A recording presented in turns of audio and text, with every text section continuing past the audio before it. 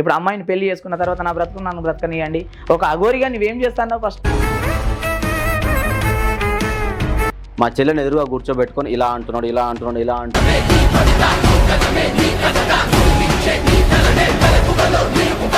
ఇదంతా ఉత్తదే, వశీకరణ చేయలే, ఏం చేయలే. ఎక్కడో అమ్మాయికి మాటలతో మా అబ్బాయి పెట్టిండు.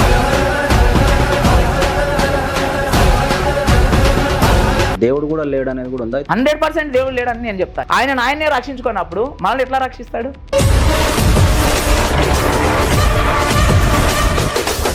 ఆయన మళ్ళీ పుట్టించింది కాబట్టి మనం ఆయన తలుచుకోవాలి. ఆయన ఎందుకు పుట్టిస్తాడు? సైంటిఫిక్గా వీళ్ళిద్దరు కలుసుకోకుండా రోజు దేవుడికి మొక్కమని పిల్లలు పుడతారా? ఈ సనాతన ధర్మం పేరు మీద కుట్రలు కుతంత్రాలు చేస్తూ కొంతమంది ఎవరైనా సరే బాధ కాగానే ఏమంటే మొక్కుకుంటారు, నీకు ఈ ముడుపు చెల్లిస్తా ఆ ముడుపు చెల్లిస్తా అని. ఇదొక వ్యాపారం అన్న. దేవుడి పేరుతో ఈ దేశంలో ఈ రాష్ట్రంలో జరుగుతున్నదంతా ఒక వ్యాపారం.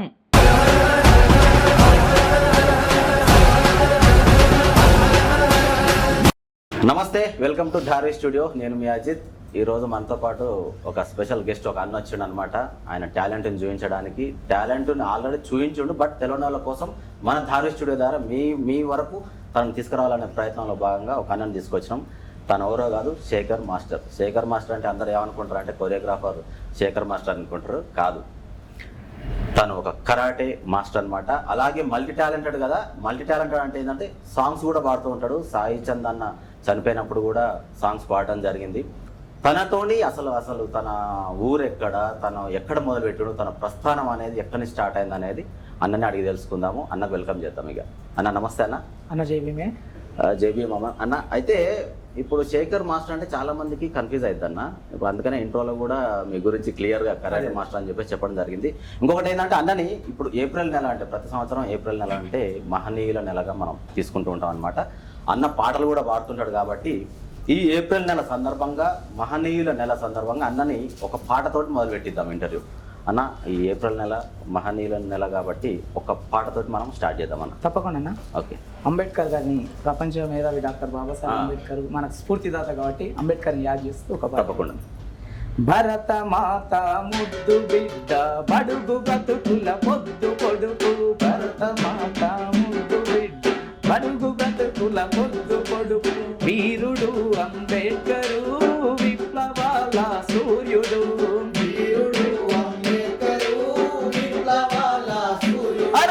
దళిత బహుజన యోధుడు, మహనీయుడు అంబేద్కరు.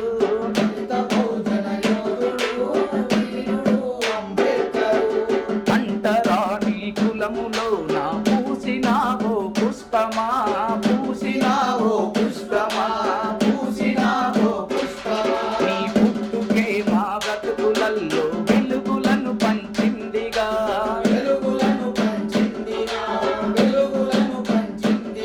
అవమానమింతో చేసిన, అణిచివేతలు చేసిన, అవమానమింతో చేసిన, అణిచివేతలు చేసిన, తిరుగుబాటు చేసి నీవు హక్కులకై పిడికి ఎత్తి.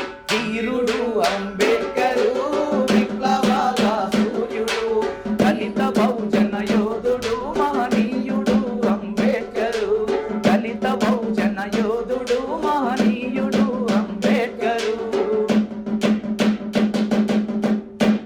సూపర్ అన్న. ఎందుకంటే అంబేద్కర్ జయంతిని మనం రీసెంట్గానే ఘనంగా జరుపుకున్నాము, ఆయనను యాద చేసినాము. మీ పాట ద్వారా కూడా మళ్ళీ ఒకసారి గుర్తు చేసుకున్నందుకు ధన్యవాదాలు అన్న. అసలు ఈ పాటల కంటే ముందు శేఖర్ మాస్టర్ కరాటే మాస్టర్ ఎట్లా అయింది అసలు? నేను స్టూడెంట్ అంటే స్కూల్ ఏజ్లో ఉన్నప్పుడే 8th క్లాస్ నుంచి కరాటే నేర్చుకోవాలని ఒక తపన ఉండే బాగా. ఓకే. నేను 8th ఉన్నప్పుడే. మీరు 8th ఉన్నప్పుడు ఊర్లో వెళ్ళేది. ఫస్ట్ ఊర్లో వెళ్ళి ఒక 2 years మళ్ళీ మానేసి హైదరాబాద్ మళ్ళీ కాలేజ్ చేయడానికి హైదరాబాద్కి వచ్చినాక ఈసుగూడలో విజయ్ కుమార్ మాస్టర్ అని ఉండే. ఓకే. ఆయన దగ్గర కోచింగ్ నేర్చుకొని 2009 నుంచి నేను కోచింగ్ చేయడం స్టార్ట్ చేసిన. అంటే కోచింగ్ ఎన్ని ఇయర్స్ తీసుకున్నారు మీరు? ఒక 8 years తీసుకున్నా. 8 years. ఓకే.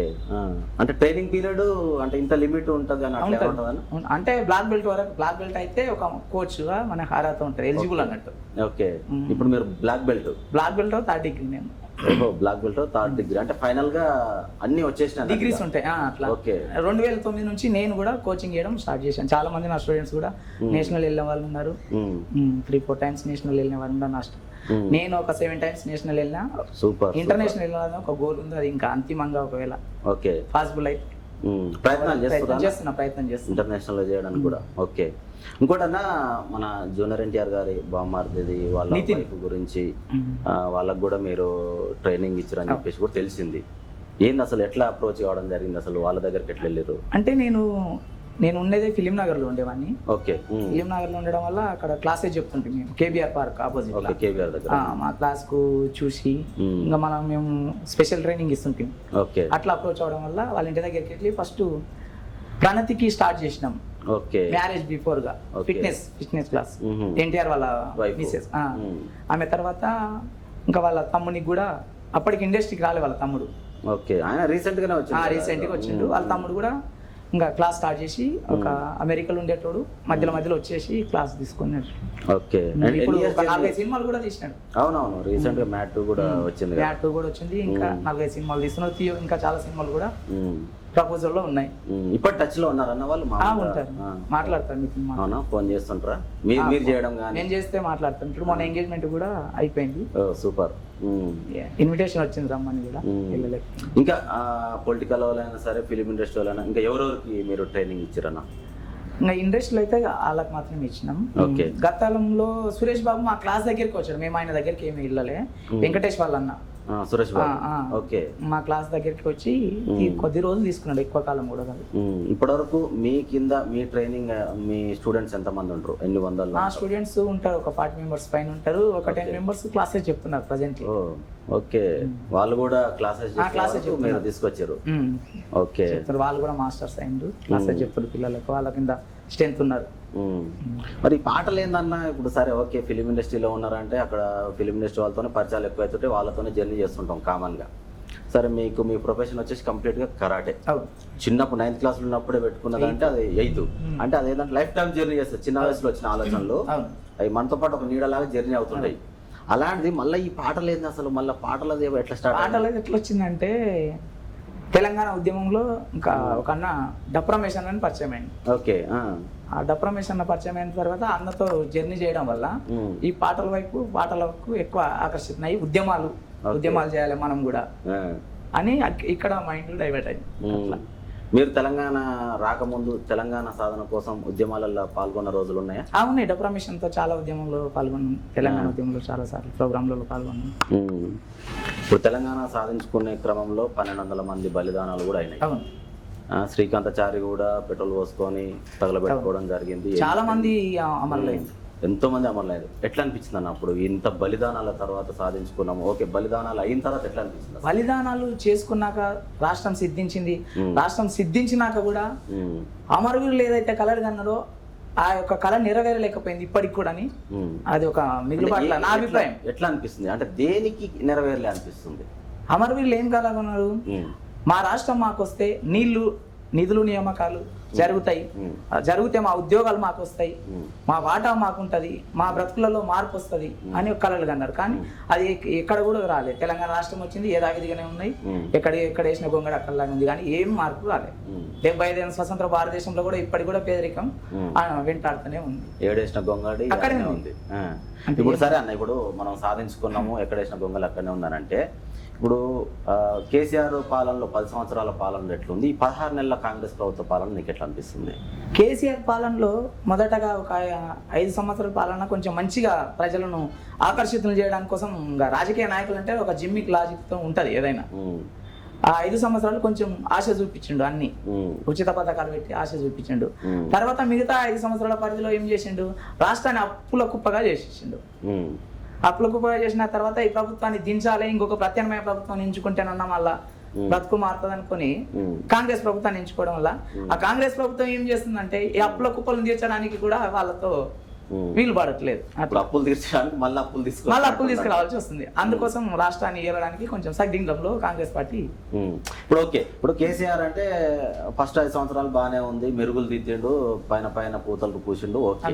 తర్వాత 5 సంవత్సరాలు ఏదో అప్పులు చేసిండు, రాష్ట్రాన్ని పాలించిండు, ఓకే. ఇప్పుడు ఈయన రేవంత్ రెడ్డి గారు ఎట్లా అనిపిస్తుంది నీకు అసలు? రేవంత్ రెడ్డి గారు అదే ఇప్పుడు అప్పులు తీర్చడానికి అప్పులు తీర్చడానికి కాకుండా ఆయన ఏం చేస్తుండ అంటే, ఓకే ఆయన ఇప్పుడు 6 పథకాలు పెట్టిండు, 420 స్కీమ్స్ అనేవి కూడా పెట్టిండు, ఓకే. 6 పథకాల్లో 1-2 ఇంప్లిమెంట్ అయినాయి. అవి కూడా రాష్ట్ర స్థాయిలో అందరింటి వరకు కూడా చేరలేదు, చేరలేదు అవును. మాక్సిమం. అంటే వీటిని దృష్టిలో పెట్టుకొని అడుగుతున్నా నేను. ఏ ప్రభుత్వం వచ్చినా కూడా ప్రభుత్వాలు ఇచ్చిన హామీలు ఏ ప్రభుత్వం కూడా ఏ రాజకీయ నాయకుడు కేసీఆర్ కావచ్చు, రేవంత్ రెడ్డి కావచ్చు, ఇంకెవరైనా కానీ మొత్తం ఇంప్లిమెంట్ చేయడం ఎవరి సాధ్యం కాదు. ఎందుకంటే వాళ్ళ యొక్క పీఠం ఎక్కడం, సీఎం సీట్ ఎక్కడం కోసం వాళ్ళ యొక్క ప్రగల్భాలు పలుకుతుంటారు తప్ప ఏ రాజకీయ నాయకుడు కూడా ఉన్న హామీలు మొత్తం నెరవేర్చడానికి ఎవరికి కూడా సాధ్యం కాదు. ఎందుకంటే మెరుగ్గా నేనేం చేయాలి, ఆల్టర్నేట్ గా ఆ ప్రభుత్వం అందించాలంటే నేనేం చేయాలి, ప్రజలు ఆశ పెట్టాలి. అట్లా 6 పథకాలు పెట్టిండు. ఆ ఉచిత పథకాలు అనేది నా దృష్టిలో, నా అభిప్రాయం ఉచిత పథకాలే వేస్ట్. ఉచిత పథకాలు ఆశ చూపేసి ప్రజలను ఇంకా ఏమంటారు నెట్టేయడం తప్ప ఏమీ లేదు. ఉచిత పథకాల వల్ల ఏం లేదు. ఇప్పుడు బస్సు స్కీమ్ పెట్టండి, దానివల్ల ఏం ప్రయోజనం? ఫ్రీగా తిరుగుతున్నారు కానీ ఏదైతే కావాలో అది పెట్టాలి. అదే ఉచిత విద్య పెట్టు మంచిగా, అది అమలు పడుతుంది. కానీ ఇవన్నీ ఉత్తుత్తాయి పెట్టేసి ఏం దానివల్ల బెనిఫిట్ లేని ఎట్లా? సాయి చంద్ అన్న చనిపోయినప్పుడు మీరు ఒక పాట పాడడం జరిగింది. నేను మీ పాట చాలాసార్లు చూసిన అన్న. ఒక్కసారి సాయి చంద్ అన్నను కూడా గుర్తు చేసుకుందాం మీ గొంతుతోటి. తప్పకుండా. పాటనే ప్రాణంగా నమ్ముకున్నా ఉద్యమాల వీరుడు సాయి చందన్న, పాటనే ప్రాణంగా నమ్ముకున్నా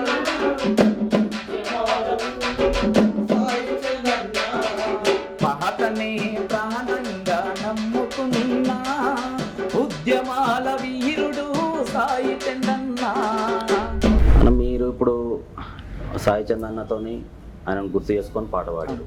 అలాగే గద్దర్ అన్నని మన తెలంగాణ రాష్ట్రంలో ఉద్యమం కోసం పోరాడి పాటుపడి పాటలు రాసి పాడి ఎంతోమంది సాధించినము, సగమే సాధించినాం అని చెప్పేసి కూడా మరణం పొందిన వాళ్ళు కూడా ఉన్నారు. ఇప్పుడు అట్లా అమరులు అయినప్పుడు గద్దర్ అన్న కూడా చనిపోయినప్పుడు రాష్ట్ర వ్యాప్తంగా కూడా అసలు ఆయన గురించి తెలియని వాళ్ళు కూడా తెలుసుకొని బాధపడ్డారు. ఏమనిపించింది అన్న అసలు ఆ టైంలో? అసలు అంటే ఇప్పుడు ప్రపంచాన్నే చైతన్యపరిచిండు గద్దర్ అన్న. అవును. ఎంతో మంది ప్రజలను, అణగారిన వర్గాలను, అట్టడుగు వర్గాలను, కార్మికుల వైపు నిలబడి తన పాట ద్వారా చైతన్యపరిచిండు. అటు విప్లవ ఉద్యమం కావచ్చు, విప్లవ ఉద్యమం నుంచి బయటకు వచ్చినాక కూడా అంబేద్కర్ భావజాలను ఎత్తుకొని కూడా బుద్ధుడు, పూలే బుద్ధుడు, అంబేద్కర్ భావజాలను ఎత్తుకొని కూడా చాలా పాటలు పాడి ప్రజలను చైతన్యం చేసిండు. ఇది ఏమంటారు, గన్నుతో కాకుండా పెన్నుతోనే సాధ్యం అవుతుందన్న ఒక ఓటు అనే నినాదాన్ని ఎత్తుకొని భారత రాజ్యాంగాన్ని పట్టుకొని కూడా అన్న కూడా ప్రయత్నం చేసిండు. అంటే ఆయనతో తిరిగినప్పుడు మీరు ఏదన్నా పాటలు పాడితే ఏదన్నా గుర్తున్న పాట ఏదన్నా మన ప్రేక్షకుల కోసం ఒక్క పాట ఏదన్నా? దళిత పులులమ్మ కారం చెడుగు సాముల మీద కలబడి నిలబడి పోరు చేసిన దళిత పులులమ్మ, దళిత పులులమ్మ కారం చెడుగు సాములతో కలబడి నిలబడి పోరు చేసిన దళిత పులులమ్మ. కారం చేడు కలదొక పల్లె, పల్లె పేరు రామాదిగ పల్లె, పల్లె పేరు రామాదిగ పల్లె, పల్లె పేరు రామాదిగ పల్లె. కారం చేడు కలదొక పల్లె, పల్లె పేరు రామాదిగ పల్లె, పల్లె పేరు రామాదిగ పల్లె, పల్లె పేరు రామాదిగ పల్లె. మాదిగ పల్లె పేరు వింటనే ఉన్న దొరలకు ఉత్సబడుతుంది, ఉన్న దొరలకే ఉత్సబడుతుంది, ఉన్న దొరలకే ఉత్సబడుతుంది. దళిత పులులమ్మ కారం చెడుకు సాములతోటి కలబడి నిలబడి పోరు చేసిన దళిత పులులమ్మ, దళిత పులులమ్మ కారం చెడుకు సాముల మీద కలబడి నిలబడి పోరు చేసిన దళిత పులులమ్మ. గద్దరన్న ఈ పాట చాలా గద్దరన్న రాసిండి ఈ పాట. డప్రమేష్ అన్న చాలా వేదికల మీద పాడింది ఈ పాట. డప్రమేష్ అన్న ఈ పాట ప్రాణం పోసి రికార్డింగ్ లో కూడా డప్రమేష్ అన్న వాడడం జరిగింది. ఇప్పుడు రీసెంట్ గా కూడా ఎస్సీ వర్గీకరణ గురించి చాలా మంది పోరాటం చేస్తూనే ఉన్నారు. ఇప్పుడు అది చేస్తే ఎలా అనిపిస్తుంది, చేయకపోతే దానివల్ల వచ్చిన నష్టాలు ఏంటంటే మీ అభిప్రాయం ఎట్లుంటుంది అన్న? ఎస్సీ వర్గీకరణ రాజ్యాంగబద్ధంగా జరగాలి. ఎందుకంటే ఎవరి జనాభా ప్రకారం వాళ్ళ వాటా దక్కాలి. ఇది ఎందుకంటే విప్లవ ఉద్యమం కావచ్చు, ఇటు రాజ్యాంగబద్ధమైన డిమాండ్ అది. జనాభా ప్రాతిపదిక మీద ఎస్సీ వర్గీకరణ జరగాలి. అట్టడుగు కులాల వారికి న్యాయం జరుగుతుంది. కానీ ఎస్సీ వర్గీకరణ ఇప్పుడు అసెంబ్లీలో రేవంత్ రెడ్డి అమలు చేశాడు, కానీ అది ఎంత దాకా ముందుకెళ్తారు అనేది తెలియట్లేదు. ఎందుకంటే గతంలో కూడా 2004లో అనుకుంటా 3-4లో చంద్రబాబు నాయుడు ఎస్సీ వర్గీకరణ చేశాడు. రాష్ట్రాలకే పరిమితమై ఎస్సీ వర్గీకరణ చేసిండు. అది తర్వాత మళ్ళీ సుప్రీంకోర్టులో కొట్టివేయబడ్డది. ఎందుకంటే ఈ తెలంగాణ రాష్ట్రం ఆంధ్రప్రదేశ్ ఉమ్మడి రాష్ట్రం ఉన్నప్పుడు ఎట్లాగైతే తెలంగాణ రాష్ట్రం విడిపోయి ఆ పార్లమెంట్ లో బిల్లు పెట్టి రాష్ట్రపతి ఆమోదం తెలిపి ఎట్లాగైతే జరిగిందో ఈ ఎస్సీ వర్గీకరణ కూడా ఆ విధంగా జరిగితే పకడ్బందీగా ఉంటది. యాక్చువల్గా ఈ ఎస్సీ వర్గీకరణ అనే దాని గురించి ఎందుకు అడిగినట్టన్నా, ఇప్పుడు మన భారతదేశం మొత్తం కూడా హైందవులు అందరం ఒకటే సంతతి, ఒకటే తాటి మీద ఉండేవాళ్ళం అని చెప్పేసి చెప్తూ ఉంటారు. కాకపోతే ఇప్పటికి స్టిల్ నిన్నటి వరకు కూడా శ్రీరామనవమికైనా సరే, హనుమాన్ జయంతికైనా సరే కొన్ని ఏరియాల్లో కొంతమందిని ఇంకా బయట నిలబెట్టి పూజలు చేస్తూ ఉన్నారు. ఒక స్టేట్లో ఒక ఎమ్మెల్యే, దళిత ఎమ్మెల్యే గుడిలోకి వెళ్తే ఆయన వెళ్ళిన 5 నిమిషాలకు పంతులు మళ్ళీ ఎమ్మటే ఏం చేస్తారు, వాళ్ళు శుద్ధి చేసుకుంటారు. బ్రాహ్మిన్స్ పంతులు అట్లా శుద్ధి చేశారు. ఇప్పటికి ఇదే జరుగుతుంది. అంటే హిందువులందరం ఒకటే, మా హిందూ ధర్మానికి అన్యాయం జరుగుతుంది, మా హిందూ కులాలు మరుగున పడిపోతున్నాయి, ఎక్కడి నుంచో వచ్చి ఇక్కడ రాజ్యం వెళ్తున్నారు అని చెప్పేసి కొట్లాడుతున్నారు. కొంతమంది మీడియా పూర్వకంగా కూడా మీడియా వాళ్ళు కూడా ఛానల్స్ పెట్టుకొని వాళ్ళ హావభావాలను వ్యక్తపరుస్తున్నారు. ఎంత వ్యక్తపరిచినా సరే ఇలాంటి వాటికి మాత్రం ముందు ఉండట్లేరు, ఛానళ్ళ ముందు మాత్రమే మాట్లాడుతున్నారు, కొట్లాడుతున్నారు. కానీ ఇలా అన్యాయం జరిగింది, ఒక ఊర్లో జరిగిందని విత్ వీడియోతో సహా, ప్రూఫ్తో సహా వచ్చినప్పుడు మాత్రం అక్కడ పోయి ఎందుకు ఆ పంతుల్ని నిలదీసి అడుగుతలేరు. ఇప్పుడు ఆయన ఏం తప్పు చేసిండు? ఆయన ఒక దళిత ఎమ్మెల్యే గుడిలోకి వచ్చిండు, శ్రీరామునికి దండం పెట్టుకుండు, అభిషేకం చేయించుకున్నాడు, బయటకు వెళ్ళిపోయాడు. ఆయన చేసిన తప్పే ఉంది అని చెప్పేసి వీళ్ళు ఎందుకు అడగట్లేరు అంటే మీరేం చెప్తారు? ఈ దేశంలో 100కి 90% మంది, 100కి 70% మంది ఏం చేస్తారు అంటే ఇప్పటి వరకు కూడా ఈ క్షణానికి 75 సంవత్సరాల స్వతంత్ర భారతదేశంలో కూడా ఇప్పటికి కూడా అణచివేత ఎందుకుందంటే ఈ సనాతన ధర్మం పేరు మీద కుట్రలు కుతంత్రాలు చేస్తూ ఈ బ్రాహ్మణులు వీళ్ళంతా కూడా ఈ సనాతన ధర్మం పేరు మీద మనలా అణచివేత చూస్తున్నారు. కాబట్టి ఎక్కువ వాళ్ళే ఉన్నారు కాబట్టి తక్కువ పీపుల్ ఏం పోరాటాలు చేయలేకపోతారు. దానివల్ల కొంచెం వెనక్కి కడిగేస్తారు. రాష్ట్రపతిని కూడా మన అయోధ్యకు రాని సందర్భాలు ఉన్నాయి. అయోధ్యకు పోయి వచ్చినా కూడా దాన్ని శుద్ధి చేసిన సందర్భాలు ఉన్నాయి. ఇంకా ఊళ్ళలోకి పోతే చాలా ఉన్నాయి ఇలాంటి గుళ్ళకి ఇప్పటికి కూడా రానియరు కొన్ని విలేజ్లలో.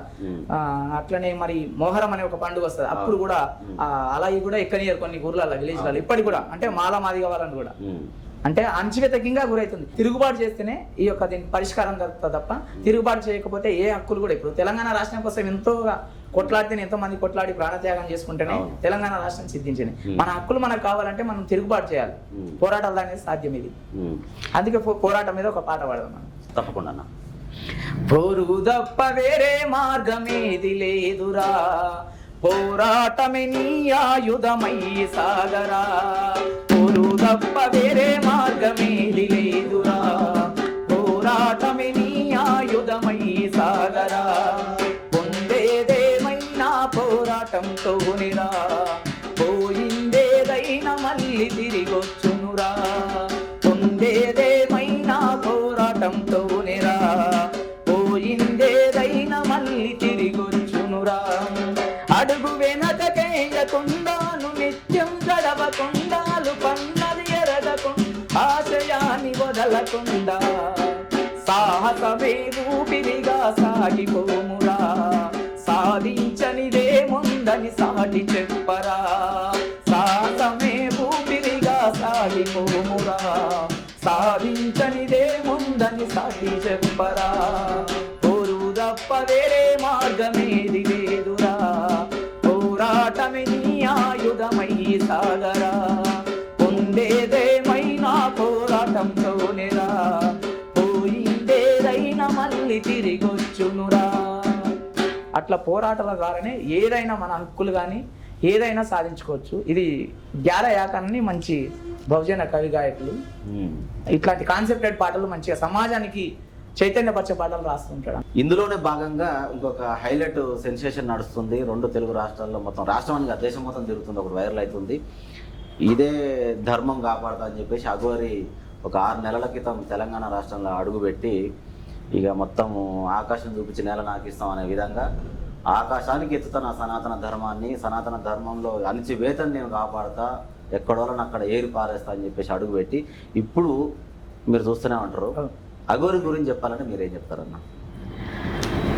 సనాతన ధర్మాన్ని ఏరి పారేస్తా, గుళ్ళలో ఉన్న మసీదులు తెస్తా, ఇది రాజ్యాంగానికి వ్యతిరేకమైనటువంటి ఆమె చేసే అదే కార్యక్రమాలు వేములవాడ వేములవాడలో ఉన్న చేస్తా అన్నారు, అవును. మసీదుని కూల్చేస్తా, ఇవి రాజ్యాంగానికి ఇవి విరుద్ధం పూర్తిగా. ఎందుకంటే ఆమెను ప్రోత్సహిస్తున్నారు. ఈ మీడియా వాళ్ళకు కూడా నన్ను అడిగితే మీడియా వాళ్ళు కూడా ఊకే ఆమెను చూపెట్టడం వల్ల ఏమీ లేదు. ఆమెతో ఏముందని సబ్జెక్టు మీడియా వాళ్ళు ఎందుకు చూపెట్టాలి? నా ప్రశ్న ఇది. ఓకే, ఒక కమిట్మెంట్ ఉన్న వ్యక్తిని మనం ప్రోత్సహించడం తప్పలేదు. కమిట్మెంట్ లేదా మీకు? నేను ఈ సనాతన ధర్మాన్ని నిర్మిస్తా అంటే 2 రోజులు ఇట్లా కడపోతుంది, రాష్ట్రాలు తిరుగుతుంది, మళ్ళీ అంటది. ఇప్పుడు ఆ వర్షిని అనే అమ్మాయిని పెళ్లి చేసుకుంది. ఆ అమ్మాయి బీటెక్ చదివింది. ఆ అమ్మాయికి ఏం చేసింది అంటే, నేను దేవుడు దయ్యం ఉండడానికి ప్రపంచంలో ఉండడానికి నేను చెప్పలేను, లేడు కూడా, ఇదంతా ఉత్త ఫేక్. ఆమెకి ఏదో చేసిండ్రు, వశీకరణ గిసీకరణ ఏమీ చేయలేదు. ఆమె ఏదో మాటలతో మభ్య పెట్టింది, ఆమెను వశపరుచుకుంది అంతే తప్ప ఈ వశీకరణ చేసింది, మంత్రాలు చేసింది, తంత్రాలు చేసింది. మంత్రాలు తంత్రాలు ఉంటే ఈ దేశంలో ఎంతమంది, ఈ దేశం ఎందుకు వేరే దేశాలలో ఇప్పుడు ఈ దేశం పైన దాడి చేస్తా అంటే ఆర్మీకి ఇంత బలగాలను ఎందుకు పెడుతుంది? ఆర్మీ కోసం ఇంత మనీని ఎందుకు స్పెండ్ చేస్తుంది? నిజంగా లేవా అన్న? మంత్రాలు తంత్రాలు ఏమీ లేవు ఈ దేశంలో. అంత చెప్పేది అంత పుక్కిడి పురాణాలు తప్ప ఏమీ లేదు. మనం రాసుకున్నటువంటిదే ఈ పుక్కిడి పురాణాలు అంతే తప్ప. ఈ సనాతన ధర్మం పేరు మీద కూడా హిందువులను ఇప్పుడు నువ్వు హిందువే, నేను హిందువునే, సనాతన ధర్మం పేరు మీద హిందువులను కూడా గుళ్ళోకి రాణిస్తారు. హిందువులు అంటే అంతా ఒకటే కదా, ఎస్సీ ఎస్టీ బీసీ మైనార్టీ. ఇప్పుడు ఎలమ కావచ్చు, ఇప్పుడు మాల మాదిగ కుమ్మరి కమ్మరి అన్ని కులాలు ఒకటే కదా. మళ్ళీ వాడు కూడా హిందువే కదా, ఈ దేశంలో పుట్టినందుకు వానికి అర్హత ఉంటది కదా. అట్లా సనాతన ధర్మం కూడా ఏం ఇంప్లిమెంట్ చేయాలనుకుంటుందో బీజేపీ ప్రభుత్వం వల్ల ఇంకా ప్రోత్సహిస్తుంది. అది కరెక్ట్ కాదు. ఎందుకంటే రాజ్యాంగానికి తూట్లు పొడిచే ప్రక్రియ చేయడం ప్రక్రియ చేస్తుంటే బీజేపీ ప్రభుత్వాన్ని కూడా ఎవరు చూస్తూ ఊరుకోరు. నెక్స్ట్ ప్రజలే బీజేపీ ప్రభుత్వాన్ని ఎలాగైతే దించాలో దానికి ఎలా అడ్డకట్ట వేయాలో ప్రజలు నిర్ణయించుకుంటారు. ఇప్పుడు మన అగోరికి ఫోన్ చేస్తే మన మీడియా మిత్రులు కొంతమంది కాల్ చేస్తా కూడా నా గురించి ఏదైనా చెడుగా మాట్లాడితే, నేను ధర్మం కోసమే పోరాడుతున్నా, మీరు నన్ను బ్లేమ్ చేసినట్టు తమ్నైల్స్ పెట్టినా వీడియోలు చేసినా కూడా మీ ఛానల్ లేవకుండా చేస్తా, మీ కాళ్ళు చేతులు పడిపోయేటట్టు చేస్తా అని అంటే దీన్ని ఎట్లా చూడొచ్చు అన్న మనం? ఉత్తగా భయపెట్టడం కోసం తప్ప అందులో ఏమి కూడా సత్యాలు లేవు. ఒకవేళ అలా చేసేదే అయితే ఇవన్నీ ఇప్పుడు అంత ధైర్యం ఉన్నదైతే మీ తెలుగు రాష్ట్రాలకు 2 రాష్ట్రాలకు నేను అడిగే పెట్టను, నా బ్రతుకు నన్ను బ్రతకనియండి. ఇప్పుడు అమ్మాయిని పెళ్లి చేసుకున్న తర్వాత నా బ్రతుకు నన్ను బ్రతకనియండి. ఒక అఘోరిగా నువ్వేం చేస్తానో ఫస్ట్ నువ్వు చెప్పిన కాన్సెప్ట్ ఏంది, నువ్వు చేస్తున్నది ఏంది? ఒక అమ్మాయిని అట్లా చేయొచ్చా? తప్పు కదా. అట్లా లోక కళ్యాణం జరిగింది అంటుంది కదా మన పెళ్లి చేసుకున్న తర్వాత. ఏం లోక కళ్యాణం? అంత పిచ్చి లోక కళ్యాణం తప్ప ఏం లేదు. ప్రజలకు ఆమె ఏం చెప్తున్నది?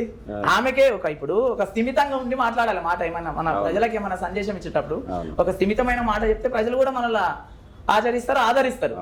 అస్థిమితం లేని మాటలు మాట్లాడితే ఎవరు ఆదరిస్తారు? ఇప్పుడు 2 రాష్ట్రాలకే నేను అడుగు పెట్టాను, నేను ఉత్తరప్రదేశ్లో ఉంటా, నా బ్రతుకు నన్ను బ్రతకనివ్వండి, అది ఎంతవరకు కరెక్ట్? రాజ్యాంగం నీకు కల్పించిందా? నువ్వు ఒక అఘోరి వైంగా అఘోరి పెళ్లి చేసుకోవాలని ఎక్కడ చరిత్రలో రాసి ఉందా? రాజ్యాంగంలో ఉందా ఎక్కడన్నా? 2 పెళ్లిళ్ళు, ఒకటి కాదు మళ్ళీ 2 పెళ్లిళ్ళు. అట్లా ప్రజలకు మనం ఒక నమ్మే వాళ్ళకి ఏం చెప్తారన్న మీరు? ఇప్పుడు అఘోరిని నమ్మి చాలా మంది నమ్మిరు, దండాలు పెట్టారు, డబ్బులు కూడా ఇచ్చారు.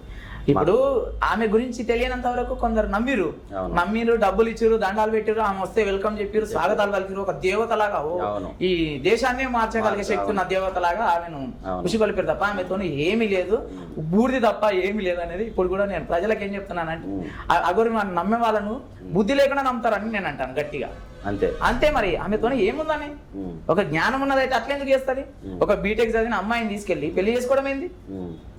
మళ్ళా స్టేట్మెంట్ ఏమి ఇస్తారు? ఇప్పుడు అఘోరి అంటేనే ఏంది?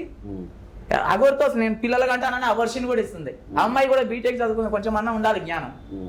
మనం ఏం చెప్తున్నాం అనేది ఉండాలి కొంచెం.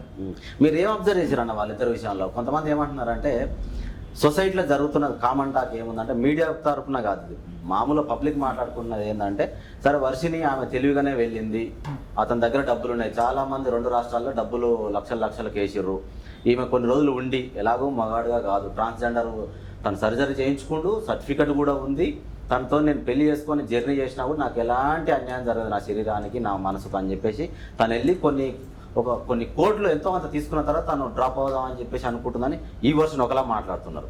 తను అలా కాదు, నిజంగానే వాళ్ళు ప్రేమించుకున్నారు అని చెప్పేసి ఒకలా అంటున్నారు. ఫైనల్గా ఇంకోటి ఏమంటారు అంటే, అఘోరి గురించి మాట్లాడుకుంటే వశీకరణం చేసిండు అని వాళ్ళ సొంతం అన్ననే అన్నాడు హర్ష. మా చెల్లికి ఒక రోజు నన్ను సిగరెట్లు తీసుకురమ్మన్నాడు, మందు తీసుకురమ్మన్నాడు, నేను పోయి వచ్చేసరికి మా చెల్లెని ఎదురుగా కూర్చోబెట్టుకొని ఇలా అంటున్నాడు అని చెప్పేసి మీడియా ముఖంగా చెప్పిండు వాళ్ళ బ్రదర్, సొంత అన్న చెప్పిండు. విష్ణు కాకుండా వాళ్ళ సొంత అన్న కూడా చెప్పిండు. అంటే వశీకరణం చేసిండేమో అని నాకు అనుమానం ఉంది అని ఆయన అన్నాడు. అంటే మరి ఇప్పుడు మీరేమో చేతబడి లేవు, వశీకరణాలు లేవు అంటే వాళ్ళందరూ చెప్పిన దానికి మీరేం చెప్తారు? ఇప్పుడు వశీకరణనే ఒకవేళ మంత్రాల దాన్ని లోపరుచుకోవాలనుకుంటే మంచిగా ఇప్పుడు వర్షిన్నే కాదు కదా, వర్షిని ఒక పేద కుటుంబంలో పుట్టిన అమ్మాయే కదా. ఒక హీరోయిన్ మంచిగా కోట్లాధిపతులను కూడా వశీకరణ చేయొచ్చు. వశీకరణ ఉందని మీ అభిప్రాయంలో ఉంటే, నా అభిప్రాయంలో వశీకరణ అనేది ఫేక్ అని నేను అంటాను. ఓకే, ఉంటే కోట్లాది రూపాయలకు ఉన్న వాళ్ళని కూడా వశీకరణ చేసుకోవచ్చు. ఇదంతా ఉత్తదే, వశీకరణ చేయలే.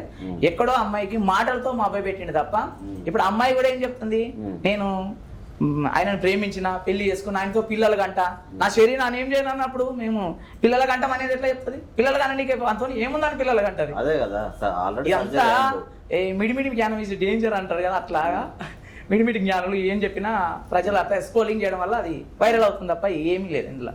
వశీకరణ అనేది లేదు. వశీకరణ ఉంటే ఇది ఎందుకైతే ఇట్లా ఎందుకైతే? ఇప్పుడు వశీకరణనే ఉందనుకో, రాజకీయ నాయకులు కూడా వశీకరణ చేసి ఒకరిని కూడా కొట్టవచ్చు, ఒకరికి వెళ్ళిపోవచ్చు. మంత్రం అనేది ఉంటే, మంత్రం అనేదే లేదు నా దృష్టిలో. దేశంలో దేవుడు దయాలు ఇవన్నీ ఉత్తమ మూఢనమ్మకాలు. ఆ మూఢనమ్మకాల వల్ల ఆ 2000 సంవత్సరాల నుంచి ప్రజలను దేవుడు ఉన్నాడు, దయ్యం ఉన్నాడని మభ్య పెడుతూ ఇలా గడుపుతుంది సనాతన ధర్మం పేరు మీద, అంతే తప్ప ఏం లేదు. దేవుడు దయ్యం అనేది లేనే లేడు. ఓకే, దేవుడే ఉంటే అయ్యప్ప స్వామి మాలలు ఎంతో మంది చేస్తారు, శబరి పోయేటప్పుడు ఎంతో మంది చనిపోతున్న వాళ్ళు ఉన్నారు, ఆంజనేయ స్వామి అలా వేసిన వాళ్ళు ఉన్నారు, చాలా మంది ఇట్లా వర్ణించి ఇట్లా చెప్పుకుంటూ పోతే చాలా ఉన్నాయి. దేవుడు ఉంటే కాపాడాలి కదా, దేవుడు లేడు కాబట్టి ఇప్పుడు కాపాడలేకపోతున్నాడు. దేవుడే ఉంటే కాపాడలే కదా. ఇప్పుడు కరోనా సమయంలో ఇంత పెద్దగా ప్రపంచవ్యాప్తంగా కూడా కరోనా ఇంత వైరల్ అయింది. దేవుడు ఉంటే, దేవుడు ఇప్పుడు వ్యాధులకు దేవుడు అంటే మనం ఎందుకు మొక్కుతాం? మనల్ని రక్షించేవాడనే కదా. ఆయనే రక్షించుకున్నప్పుడు మనల్ని ఎట్లా రక్షిస్తాడు? అంటే ఇప్పుడు మీ వర్షంలో జనరల్ ఏంటంటే దయ్యాలు లేవు, ఆత్మలు లేవు, వశీకరణం లేదు అనేది ఒక వర్షన్ అయితే, దేవుడు కూడా లేడు అనేది కూడా ఉందా? 100% దేవుడు లేడని నేను చెప్తా. ఎందుకు? దేవుడు అనేవాడు ఉంటే గుళ్ళకి ఎందుకు తాళం వేసారు కరోనా అప్పుడు? అంతే కదా, గుళ్ళకి తాళాలు వేసినప్పుడు తనను తానే రక్షించుకున్నప్పుడు ప్రజల్ని ఎట్లా రక్షిస్తాడని మనం ఎట్లా నమ్మాలి? ఇప్పుడు గుడికి తాళాలు పడ్డాయంటే అయ్యగారు భయం, అది పంతుల భయంగా తీసుకోవచ్చు మనం. పంతులు ఎందుకు భయపడతాడు? పంతులు ఎవరు? గుళ్ళో ఒక వ్యాపారి లాగా వాడు. ఇప్పుడు ఎవరైనా వస్తే, భక్తులు ఎవరైనా వస్తే 4 రూపాయలు వస్తాయని, అంతే. అది ఒక వ్యాపారం తప్ప ఏం లేదు అందులో. మరి బాధ వచ్చినప్పుడు కొంతమంది ఎవరైనా సరే బాధ కాగానే ఏమంటే మొక్కుకుంటారు, నీకు ఈ ముడుపు చెల్లిస్తా, ఆ ముడుపు చెల్లిస్తా అని. మరి ఇప్పుడు వాళ్ళు అంటే వాళ్ళ ముడుపులన్నీ, వాళ్ళ మొక్కులన్నీ వేస్ట్ అయినట్ట. ఇది ఒక వ్యాపారం అన్న. దేవుడి పేరుతో ఈ దేశంలో, ఈ రాష్ట్రంలో జరుగుతున్నదంతా ఒక వ్యాపారం అంతే. ఈ మూఢనమ్మకాల పేరుతో దేవుడు, దయ్యం, అన్ని మంత్రాలు, తంత్రాలు దాంతో ఒక వ్యాపారం తప్ప ఇందులో నిజం అనేది లేదు.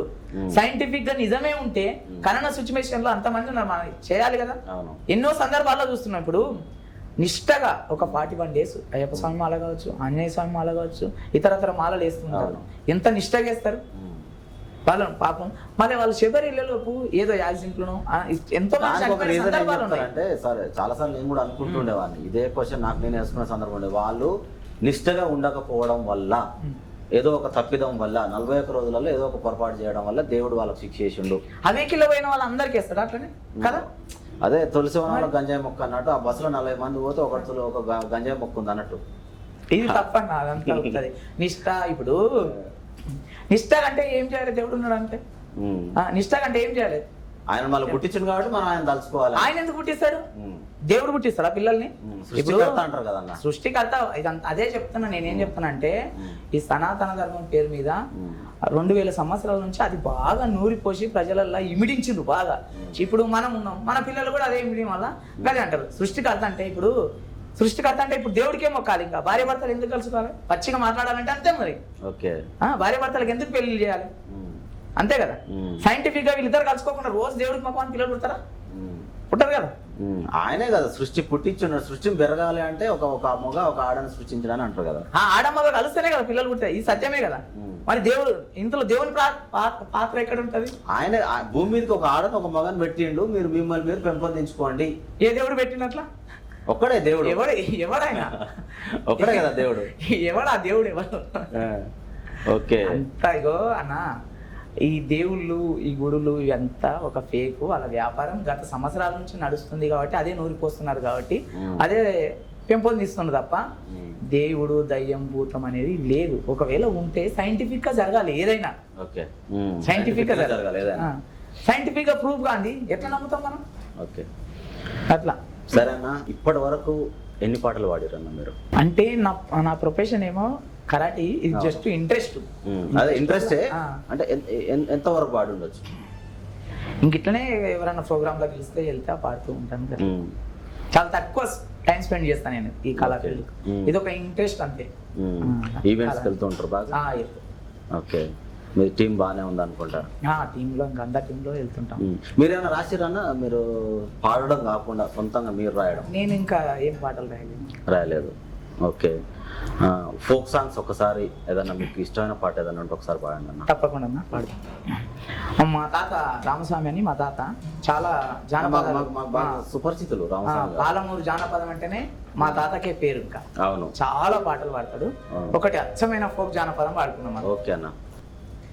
చిటికె నీళ్లకు తేలు కొట్టినది సవంతా ఎగవారింది, ఏ నా సమితి ఏమనన్నదో తేలు మంట ఇక దిగదమ్మా, ఏ నా సమితి ఏమనన్నదో తేలు మంట ఇక దిగదమ్మా, ఏ నా సమితి ఏమనన్నదో తేలు మంట ఇక దిగదమ్మా. మంది ఎవ్వరు చూడకుండా సందుకురమ్మని చెప్పిండమ్మా, మంది ఎవ్వరు చూడకుండా సందుకురమ్మని చెప్పిండమ్మా, మంది ఎవ్వరు చూడకుండా సందుకురమ్మని చెప్పిండమ్మా. సరే మంచిదని చెప్పి వచ్చిన సంకల చెరుకుడు ఎక్కువాయని, ఏమి చేతు నేను ఎప్పుడు పోదు, ఏమి చేతు నేను ఎప్పుడు పోదు, ఏమి చేతు నేను ఎప్పుడు పోదు, ఏమి చేతు నేను ఎప్పుడు పోదు. మామకు మబ్బుల వస్తని చెప్పి మాట వాయ తెలుమంట ఎక్కువ, మాట వాయ తెలుమంట ఎక్కువ, మాట వాయ తెలుమంట ఎక్కువ. మామకు మబ్బుల వస్తని చెప్పి మాట వాయ తెలుమంట ఎక్కువ. ఏమనుకుంటాడో ఎదురు చూస్తాడు పాడు తేలు భగవతి గరిసెలా, ఏమి చేతు నేను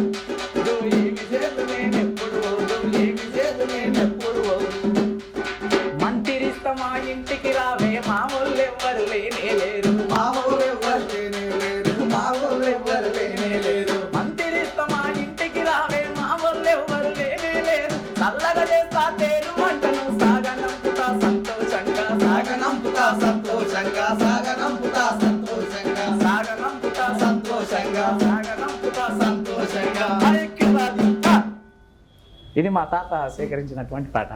ఇలాంటి ఇంకో రెండు గుర్తు చేద్దాం అన్న. అసలు ఇది అబ్జర్వ్ చేస్తే తప్ప ఇందులో లోతులు అర్థం కావట్లేదు. కంప్లీట్ పల్లె పదాలు ఇప్పుడు మీరు వాడిన పాట. అసలు చాలా ఇనసొంపుగా, ఎట్లా అంటే ఇవి చాలా మంది తెలియదు, ఈ జనరేషన్ వాళ్ళకి అయితే ఈ పదాలు అర్థం కావు, కానీ కరెక్ట్ పదాలు ఇవి, అసలు పల్లె పదాలు ఇవి. కవి ఇంకా ఎట్లా వర్ణించుకునే విధానం బట్టి ఉంటది. ఎందుకంటే ఇది ప్యూర్ జానపదం, ఊర్లలో వాడుకుంటేనే ఇట్లా అయితేనే వాడుక భాషలో ఉంటేనే అర్థమవుతుంది అన్న కోణంలో ఒక బావ ఒక మరదలకు సంబోధించుకుంటున్నాడు ఇద్దరి మధ్యన. అట్లా అదొక రకమైన చిన్నపాటి సరసం లాంటిది అన్న. సరసం సంబంధించిన అదే అన్న. మీరు ఫిలిం సాంగ్స్ కూడా ఏమన్నా వాడుతుంటారా? Movie songs, melody songs, love songs? Film songs అంటే కాదు కానీ లవ్ సాంగ్ వాడదాం. లవ్ అంటే చాలా హ్యాపీగా ఉంటాం మేము. ఒకటి అందుకోండి. కన్నీరేరై పారేనే నా కళ్ళు, నీ కోసం దిక్కులు చూశానే, నా కళ్ళు నీ కోసం దిక్కులు చూశానే. ప్రేమంటే తెలియని గుండెకు ప్రేమను తెలిపావు, నన్ను ఒంటరి చేశావు. కన్నీరేరై పారేనే నా కళ్ళు, నీ కోసం దిక్కులు చూశానే, నా కళ్ళు నీ కోసం దిక్కులు చూశానే. మబ్బుల్లో చాటుగా నుండి ఉరుమునయ్యి ఉరిని, మెరిసే మెరుపునయ్యి చూసి, కురిసే వాననయ్యి తాకి, నిన్ను కౌగిలించుకుంటా. కన్నీరేరై పారేనే నా కళ్ళు, నీ కోసం దిక్కులు చూశానే, నా కళ్ళు నీ కోసం దిక్కులు చూశానే.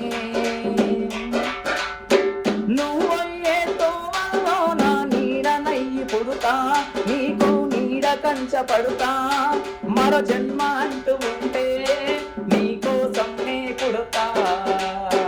కన్నీరేరై పారేనే నా కళ్ళు, నీకోసం దిక్కులు చూశానే, నా కళ్ళు నీకోసం దిక్కులు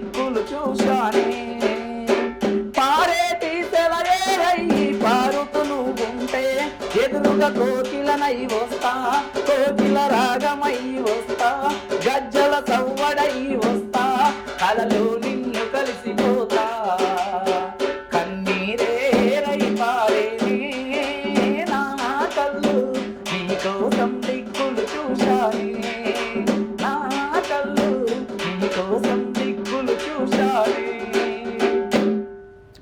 చాలా బాగా పాడారన్న. కానీ ఇది వాడుతుంటే మీది లవ్ మ్యారేజా అరేంజ్ మ్యారేజా అని arrange marriage arrange love marriage ఏం కాదు కానీ అరేంజ్ మ్యారేజ్. ఎందుకంటే మీరు పాడుతున్న పాట హార్ట్ తోటి అంటే మనస్ఫూర్తిగా పాడుతున్నట్టు అనిపిస్తుంది. ఏదో అంటే ప్రేమ గీతాలే ఇంకా ఆ టైప్ ఉంటాయి కాబట్టి కొంచెం కవిస్తాయి అట్లా కవిస్తాయి. ఏవో డౌట్ వచ్చింది అన్న ఒకసారి అరేంజ్డ్ మ్యారేజ్ అన్న. ఒకసారి అమ్మ నాన్నని కూడా గుర్తు తెచ్చుకుందాం అన్న. అమ్మ నాన్న ఎక్కడ ఉంటారు? అమ్మ నాన్న ఊర్లో ఉంటారన్న. మాది నాగర్ కర్నూలు జిల్లా, ఓకే, తెలకపల్లి మండలం, ఒట్టిపల్లి గ్రామం. అమ్మ నాన్న ఊర్లోనే ఉంటారు, వ్యవసాయం చేసుకుంటారు. ఓకే, మీరు ఎంతమంది అన్న మొత్తం? 4 అన్నదమ్ములు, ఒక అక్క. మీరు ఎన్నో పర్సన్? మూడో పర్సన్. ఓకే, అంటే మీ ఫ్యామిలీలో ఇలాంటి అంటే కరాటేకి సంబంధించి అయినా సరే, ఈ సాంగ్స్ విషయంలో అయినా సరే, ఈ జనరేషన్ వాళ్ళు ఎవరైనా ఉన్నారా? మీ తాతల కాలంలో అయినా సరే, మీ ముందర మీ తర్వాతనైనా? మా తాత వాళ్ళు అదే రామస్వామి మా తాత వాడుతుండే. మా నాన్న మా అమ్మ అయితే, మా అమ్మ వాడుతుంది కానీ మా నాన్న అయితే ఏం వాడాడు. అమ్మ నుంచి వచ్చింది, మా తాత వాడుతుండే. కరాటే అయితే ఇంకెవ్వరు లేరు, నాకే ఒక ఇంట్రెస్ట్ గా ఉంది కలిగింది. అన్న వాళ్ళు నాతో పాటు అన్న వాళ్ళు చేస్తా ఉంటే నేను వెళ్ళి కూర్చొని చూస్తుండేవాడిని. అప్పుడు 2002లో 2002 నుంచే అబ్జర్వేషన్ చేస్తా. తర్వాత నేర్చుకోవాలనే కసి ఉన్నది, నేర్చుకున్నాను. నేను కూడా మళ్ళీ కొంతమంది స్ట్రెంత్ను సంపాదించుకోవాలి, నా కింద స్టూడెంట్స్ ఉండాలి. అంటే ఈ ప్రపంచంలో ఏదైనా కావచ్చు కానీ గురు బోధ కిందనైనా నాకు ఒక ఇంటెన్షన్ ఏర్పడ్డది. అది ఏదైనా కావచ్చు. ఇప్పుడు టీచర్ ఫీల్డ్ కావచ్చు, టీచర్ ఫీల్డే ఇంకా గొప్పది ఏదైనా. ఇప్పుడు అది జిమ్నాస్టిక్ కావచ్చు, పాఠం స్కూల్లో పాఠం చెప్పే ఉపాధ్యాయుడు కావచ్చు, ఏదైనా టీచింగ్ గొప్పది అనేది ఒక కాన్సెప్ట్ ఏర్పడ్డది. అమ్మ కూడా పాటలు పాడుతుండేది. అంటే అమ్మ వాడుకునే పాటలు లేదన్న గుర్తుంటే ఒకటి? అమ్మ ఇంకా ఊర్లలో పోటీ బొడ్డెమ్మ పాటలు పాడుకుంటారు కదా, అట్లా పాడేది అమ్మ వాళ్ళు. ఏదన్నా ఒకటి ఉంటది, అరే అమ్మ వాడేది, ఇన్ని పాడితే ఒకటి బాగా మైండ్ లో మెదులుతుంది. అవును, అలాంటి ఒకటి. ఉయ్యాల ఉయ్యాలో ఉయ్యాలో ఉయ్యాలో అంబేద్కర్ ఉయ్యాలో ఉయ్యాల ఉయ్యాలో ఉయ్యాలో ఉయ్యాల అంబేద్కర్ ఉయ్యాల ఉయ్యాలో ఉయ్యాలో ఉయ్యాలో అంబేద్కర్ ఉయ్యాలో ఉయ్యాల ఉయ్యాలో ఉయ్యాలో ఉయ్యాల అంబేద్కర్ ఉయ్యాలో ఊరుల హారతులే ఉయ్యాలో అంబేద్కర్ వేడుకలే ఉయ్యాలో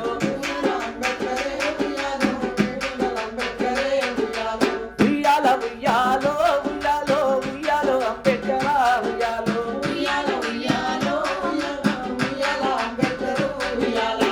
అన్నలందరూ గుడి అరకాలు గట్టంగా అరకెంట సక్కని సాలయ్యినాడమ్మ, అరకెంట సక్కని సాలయ్యినాడమ్మ, అరకెంట సక్కని సాలయ్యినాడమ్మ. అక్కలందరూ గుడి విత్తునాలను విత్తుల్లో మొలిసేటి మొక్క ఈనాడమ్మ, విత్తుల్లో మొలిసేటి మొక్క ఈనాడమ్మ, విత్తుల్లో మొలిసేటి మొక్క ఈనాడమ్మ. పువ్వుల పిందెల్లో ఉయ్యాలో అంబేద్కర్ ఉన్నాడే ఉయ్యాలో, పువ్వుల పిందెల్లో ఉయ్యాలో అంబేద్కర్ ఉన్నాడే ఉయ్యాలో.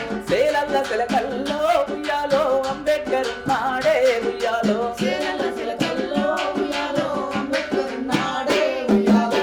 ఉయ్యాల ఉయ్యాలో ఉయ్యాలో ఉయ్యాలో అంబేద్కర్ ఉయ్యాలో ఉయ్యాల ఉయ్యాలో ఉయ్యాలో ఉయ్యాలో అంబేద్కర్ ఉయ్యాలో.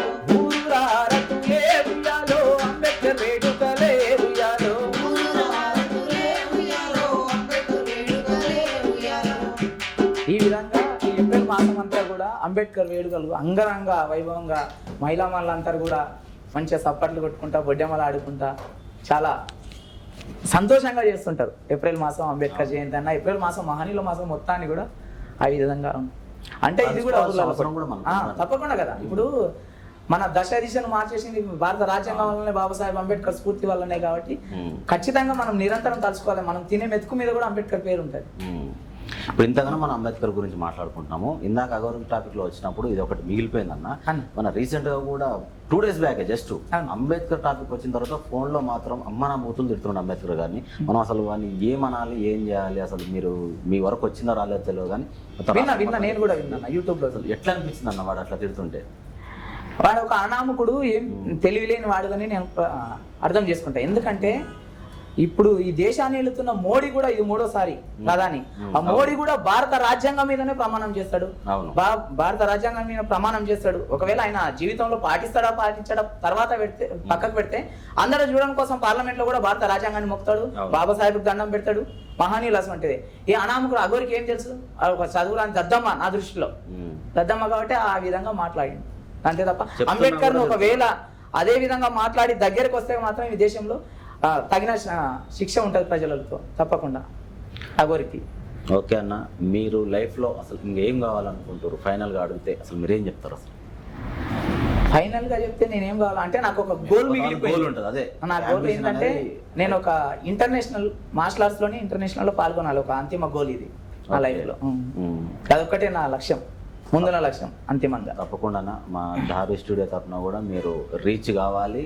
సాధించిన తర్వాత మళ్ళీ మనం ఇంటర్వ్యూలో కూర్చోవాలి. కానీ ఈ దేశంలో అంబేద్కర్ను అట్లా అవమానపరుస్తున్న ఎంతమంది అవమానపరిచినా కూడా అంబేద్కరిజాన్ని మార్చడం ఈ దేశంలో ఎవరి తరం కాదు. ఈ భారతదేశంలో అంబేద్కరిజాన్ని ఎవరి తరం కాదు. దానిపైన కూడా ఒక పాట పాడదాం మనం. తప్పకుండా. ఎవడి తరం కాదురన్నా అవనిగా మనలా పనికే, ఎవడి తరం కాదురన్నా అవనిగా మనలా పనికే, అవనిగా మనలా పనికే అంబేద్కరిజానా పనికే, ఎవడి తరం కాదురన్నా అవనిగా మనలా పనికే, ఎవడి తరం కాదురన్నా అవనిగా మనలా పనికే. మండే ఎండ వెలవాలి నిండు చెరుకు ఆవిరై, నిండు చెరుకు ఆవిరై, నిండు చెరుకు ఆవిరై, నింగి కెగిసిన ఆవిరమ్మ నిండు నల్ల మేఘమై, నిండు నల్ల మేఘమై, నిండు నల్ల మేఘమై. ఆ మెరిసే మెరుపు నా పనికే, ఆ కురిసే చినుకు నా పనికే, ఎవరి తరం కాదురన్నా అవనిగా మనలా పనికే, ఎవరి తరం కాదురన్నా అవనిగా మనలా పనికే, అవనిగా మనలా పనికే అంబేద్కరిజానా పనికే, ఎవరి తరం కాదురన్నా అవనిగా మనలా పనికే, ఎవరి తరం కాదురన్నా అవనిగా మనలా పనికే. కోట్ల ఓట్లు ఉన్న జనం సీట్ల నెక్కియేలేదాకా, సీట్ల నెక్కియేలేదాకా, సీట్ల నెక్కియేలేదాకా, అధికారం సంపదనంతా అంతా మందికి వంచేదాకా, దొరల కింద నలిగి నొల్లు ధరణి ఏలే రోజు దాకా, ఈ ధరణి మార్పు నా పనికే, మన బుద్ధుని యుద్ధ నా పనికే, ఎవరి తరం కాదురన్నా అవనిగా మనలా పనికే, ఎవరి తరం కాదురన్నా అవనిగా మనలా పనికే, ఎవరి తరం కాదురన్నా అవనిగా మనలా పనికే. అట్లా అంబేద్కరిజాన్ని ఎవరి తరం కూడా కాదు ఆ పనికి. ఇంకా ఇంప్లిమెంట్ అవుతుంది రోజు రోజు తప్ప, చదువుకొని ఇంకా చైతన్యవంతం అవుతారు తప్ప ఈ రోజు ఎవరి తరం కూడా కాదు. నిజమే అన్న. ఇప్పుడు మీరు పాట రూపంలో అయినా సరే, మీరు చెప్పిన విధంగా అయినా సరే ఎవ్వరి తరం కాదు అది మార్చడానికి. మధ్య మధ్యలో నీటి బుడగలు అనేవి వస్తుంటాయి పోతుంటాయి, ఏదో వాదిస్తుంటారు. అయితే వాదించినంత మాత్రాన జరిగేది ఏం లేదు, ఒరిగేది పోయేది ఏం లేదు. ఒక ప్రయత్నం చేస్తారు, చూద్దాం ఏదో చేద్దాం అని చెప్పి ప్రజల్ని ఏదో కింద మీద చేసి కన్ఫ్యూజ్ చేసి ఏదో చేద్దామని చూస్తారు. ఆఖరికి వాళ్ళు ఎక్కడి నుంచి వచ్చారో మళ్ళీ పోయి అక్కడనే అవుతారు. అంతే జరుగుతున్నది చూస్తున్నాం కూడా మనం. ఒక స్థిమితమైన వైఖరి లేని అన్ని, ఇప్పుడు అన్ని స్థిమితమైన వైఖరి లేని అన్ని కూడా మధ్యలోనే బ్రేక్ అవుతాయి. నీటి బుడగలు లాంటి ఎగిసి పడుతుంటాయి అంతే అంతే తప్ప దాని వల్ల ఏమి ఉపయోగం ఉండదు. ఏముండదు. అదే గాలి మెడలు కట్టి అడగని చూస్తారు. గాలి మెడలు కట్టి ఎన్ని రోజులు నిలబడితే అందరు తెలుసు, వాళ్ళకు కూడా తెలుసు. బట్ ఏంటంటే ఏదో ప్రయత్నం చేసి చూద్దాం, అలా కూడా చేద్దాం. ఈ సోషల్ మీడియా వల్ల కూడా మేము ఏదో 2-3 మాటలు మాట్లాడి వైరల్ వస్తారు.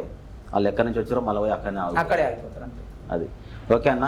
ఫైనల్గా మీ తాత పాట అయినా సరే, లేకపోతే మీరు ఓన్గా ఏదన్నా మీకు నచ్చిన పాట ఏదైనా సరే, ఒక ఊపు అంటే ఎట్లా అంటే నేను లేచి పరిగెత్తేటట్టు ఒక పాట మా కోసం మీరు అందియాలన్నా. తప్పకుండా.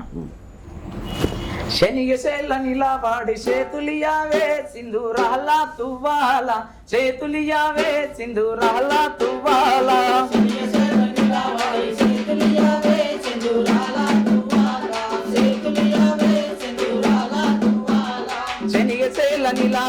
చేతులియావే సింధూరాల తువ్వాల, చేతులియావే సింధూరాల తువ్వాల,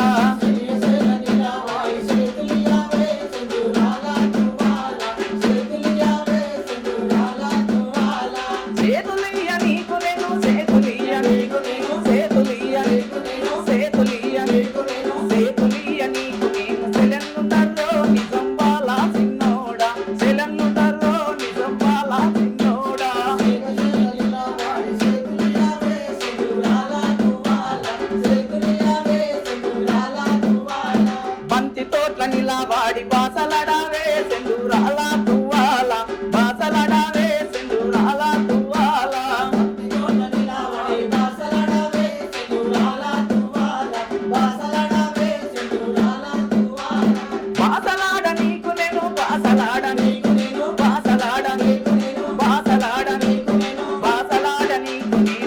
బావాలున్నారో నిజం బాలా సిన్నోడా బావాలున్నారో నిజం బాలా సిన్నోడా సేతులియావే సినురాలా తువాలా సేతులియావే సినురాలా తువాలా.